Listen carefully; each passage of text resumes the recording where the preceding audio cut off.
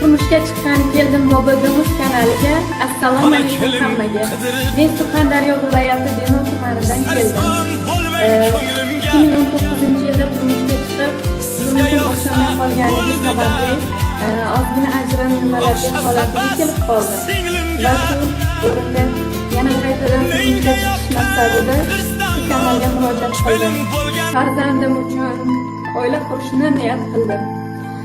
Hayotimda ozgina qiyinchiliklar bo'ldi, tubdan o'zgarishlar bo'ldi. Shuning uchun shu kanalga murojaat qildim.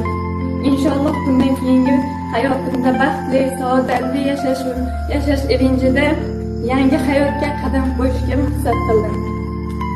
Shuning uchun Bobodo'miz kanaliga murojaat qildim. Iltimos qilaman shu insonlardan baxtimni topishda yordam berishlarini so'rab, eshigiga, ostonasiga qadam bosib keldim.